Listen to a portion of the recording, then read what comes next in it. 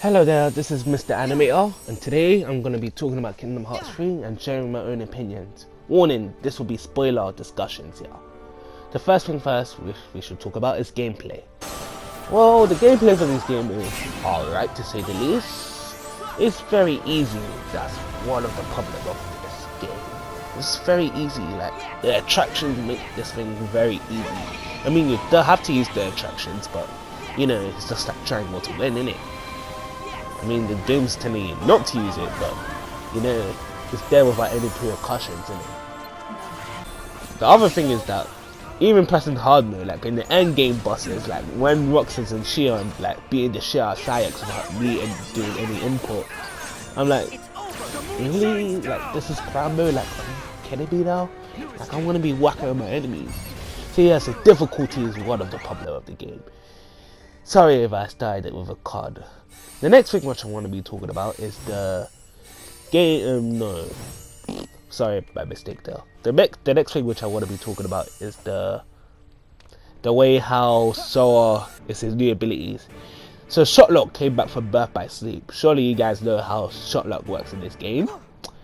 Basically, you just use your focus meter and you just aim at your enemies and then you can shoot something or do some special techniques specifically at them.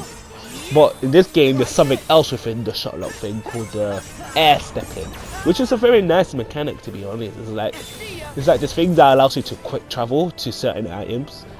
However, your opponent is one of those weird objects you can actually fast travel to, so it makes like the fight really engaging and makes it like a lot faster, in my opinion. This is a positive and a negative one. The next one I'm going to be talking about is about magic specifically. Like, in my opinion, I think magic is fucking broken in this game. Like, first of all, like if you have the Mickey clamps and use that with the MP ability, that you know that each successful MP will take away one MP thing from your thingy. So let's say that I used fire about 14 times. After that, I can literally spam fire or any kind of magic anytime I want, as long as I don't get hit. So basically I can use like water guard, because water guard has barrier in it, and can just keep spamming that. I don't really find that fun. Like the fact that game is giving me that kind of option is like really a bad idea in my opinion. Alright, I think that's done for my complaint about magic here. It's still fun to use, I just need to nerf it a bit. Just remove that, like, I don't really like the way how magic really works in this game. Like, I do like it, like, I like the way how I can move and use fire and use any kind of, I like that. And I like how the fire follows your enemy, but don't make it too overpowered, please. Like, it really takes away the fun. The one thing that I need to talk about is the situation commands. So I talked about earlier about attraction being like a little bit too overpowered, right? The situation command is a fine addition. I really like the Goofy's one, the one where Sword literally throws him down to the floor, and Donald Flare. Like in Kingdom Hearts 2, Donald Flare was fine, but I like how it is in Kingdom Hearts 3 as well.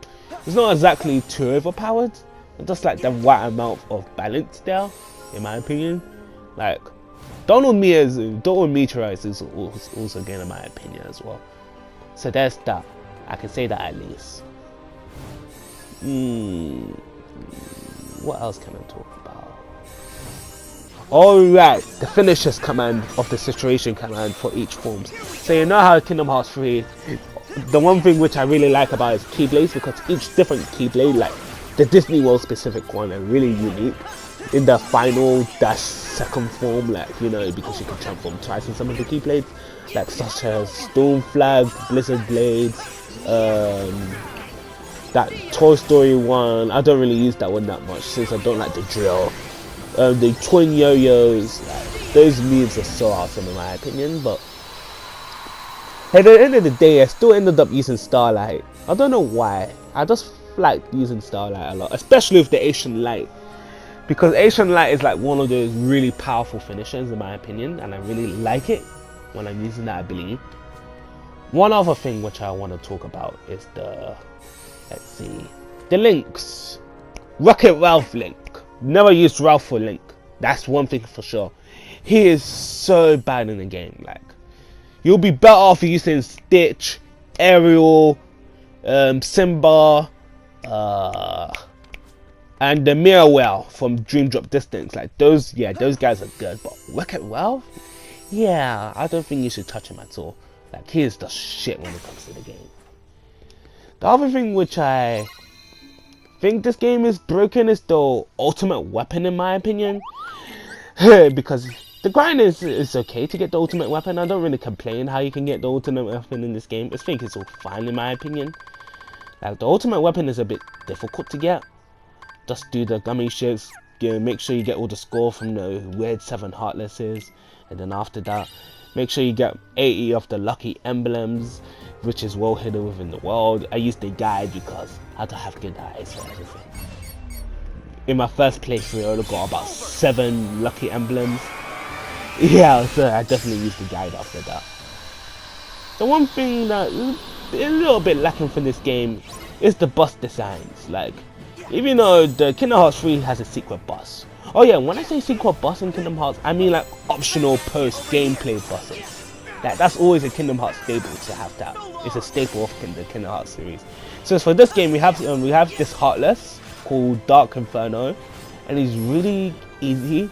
Like, comparing when we just came up from 0.2 when we have Phantom Aqua, like, I feel like there isn't enough stuff for Dark Inferno in my opinion. Like, I was able to beat him in level 62 in Prime mode, whereas in most secret bosses I need to level myself up to level 99 if I want to have a decent challenge. Now you have your ultimate weapon and you're level 99, you can pretty much wreck him without even trying to pretty much X much to win in it. Whereas if this was Phantom Aqua, I would not be able to do that. Like, I really like the way how Aqua versus Vanitas fight was worked in this game, because it felt very balanced. Like, I feel like Sora is a little bit too tad powerful in this game. I'm not sure if that's a bad thing. Like, is it the Heartless that has weakness? I mean, is it Heartless that is weak, or is Sora strong? Like, I can't really tell the difference between the two. I think, like, I don't even know. Sorry if this sounds very rough, but I don't really plan. Like, I just like talking, in my opinion. So, I use the word opinion a lot. Sorry about that. The one nitpicking thing about Kingdom Hearts is the lack of original worlds. Like, that's just the way how to just did dirty to Twilight Town is not my thing, man.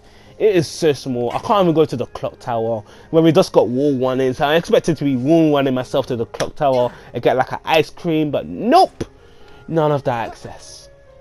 No train station. I can't go to the other bit of Twilight Town. I can't even go there. I doubt. The lack of Radiant Garden / Hollow Bastion is not even there in the game. I'm like, really? Well, don't get me wrong, I don't feel like this game is unfinished. I just felt like this game cut a lot of corners instead, like, just to get the game released. Like, this game does not feel unfinished. This game is a completed game. I can say that for a fact. It doesn't feel finished, but it definitely feel like it definitely cut some corners in order for it to be finished. Like, even in one of the D23 trailers back in 2015, they showed the Mystic Tower, and it's not even there in the game anymore. I'm like, oh, really? I mean, it's in the game, like, as cutscenes only. I'm like, Scarlet and Kylan or Cable Town, whatever, they did dirty on that. Like, the music for it was so good. Like, Yoko, like, she's done such an amazing work in my opinion. And now we just had that, like, 5 seconds, and there's like another remix from a fighting theme from Kingdom Hearts 1. I'm like, are you kidding me now? I think some moments was awesome in this game, but I felt like this game was a little bit too squished in terms of the plot. Like, the plot can like be like a little bit more spaced out in my opinion. Even know what I mean? Like it could have like a good strong middle point. I felt like Aqua being saved should be in the beginning of the game, and Ventus being saved should be like around mid game, and then everyone got prepared by the time it's end game, aka when Sora is done with the Caribbean world, or the Big Hero 6 was whatever that was called, find San Francisco and Tokyo together. I forgot the name, I can't pronounce it. I think this world is alright. The Disney worlds in this game is pretty damn solid. In my opinion, it's the best Disney worlds we ever had. I'm not gonna lie. Tangled World was very beautiful. Toy Box World is very good. Arendelle was aesthetically, well, it is aesthetically pleasing, don't get me wrong, but it's very disappointing in terms of the story. Like, what the fuck happened here, my friend? Like, Sora barely interacted with Elsa. Actually, cut that. He only interacted with Elsa only once, and that was already seen in the E3 2018 trailer. I'm like, oh. And it's basically the retelling of Frozen's story, which I don't really have much of a problem with, except that it's literally like a retelling of a story. And Sora and Dare barely interact. When they're about to interact, Luxina has to come in and just stop and pause literally anything for us. Like, oh my god, are you fucking serious now? Like, why are you doing this? Like, for real. I did enjoy the game as a whole. I can say that.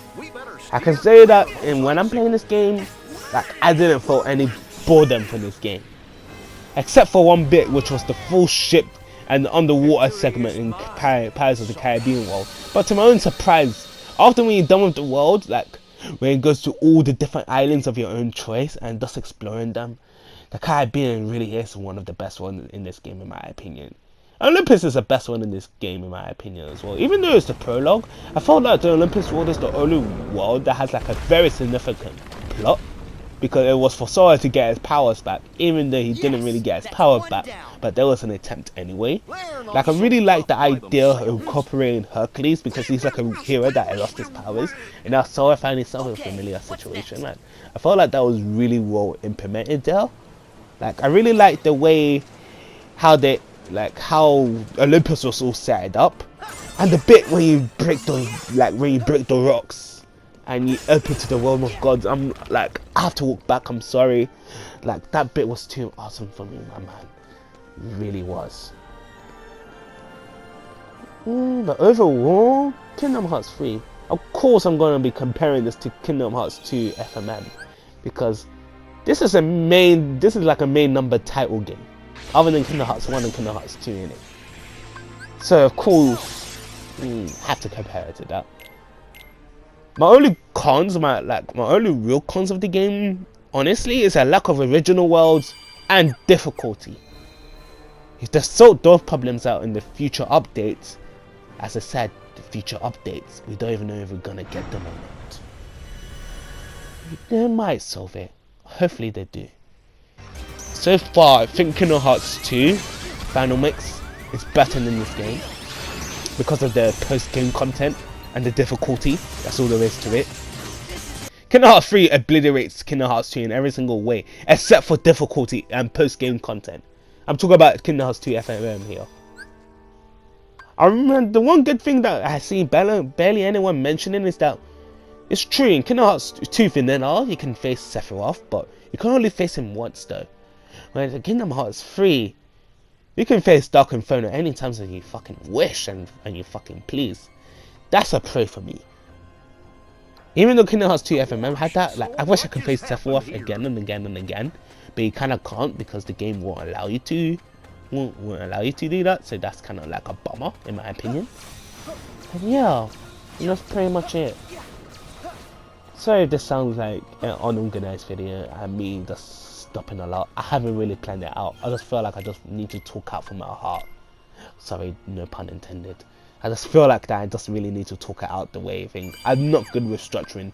I'm the kind of person that just talk and talk and talk. Anyway, I hope you guys have a great day. See ya.